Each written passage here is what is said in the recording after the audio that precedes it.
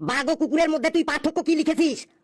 বাঘ আর কুকুরের মধ্যে পার্থক্য হলো বাঘ লিখতে দুটো অক্ষর লাগে বয়াকার ঘ বাঘ, আর কুকুর লিখতে তিনটে অক্ষর লাগে কয়সু র কুকুর। বাঘের মধ্যে ক নেই আর কুকুরের মধ্যেও ব নেই। বাঘকে পোষ মানাতে হলে ডেলি মাংস দিতে হয়, আর কুকুরকে পোষ মানাতে হলে মুখে একটু করে সামনে একটা বিস্কুট দিলেই হলো, সাথে সাথে কুকুরটি পোষ মেনে যায়। বাঘের লেজ সোজা থাকে কিন্তু কুকুরের লেজ সব সময় বাঁকা থাকে।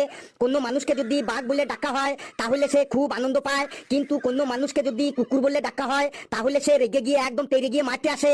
তারপরে রাস্তাঘাটে বেরোলে আমরা গাড়ির নিচে চাপা খাওয়া কুকুরের ডেড বডি দেখতে পাই, কিন্তু রাস্তাঘাটে কখনো বাঘের ডেড বডি দেখতে পাই না। তারপরে কুকুরের লজ্জা শরম বলতে কিছুই নেই, যেখানে সেখানে পায়খানা প্রস্রাব করে দেয়, কিন্তু বাঘের লজ্জা শরম আছে।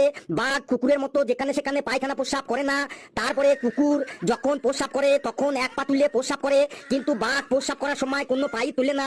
তারপরে ভাদ্র মাসে রাস্তাঘাটে যেখানে সেখানে দুমুখ কুকুর। এই এই এই তুই থাম থাম, আর এক লাইনও যদি তুই পড়িস তাহলে তোর জিভ আমি একদম টেনে ছিঁড়ে ফেলবো। যা তুই জায়গায় গিয়ে বস। এই ঘন্টা পড়ে গেল, বাকি খাতা পরের দিন দেখবো, কেউ হল্লা করবি না, চুপচাপ বস। আর ফেলু, তোকে আমি পরের দিন দেখবো, দেখ তোর পিঠে চামড়া দিয়ে আমি ডুগডুগি বাজাবো।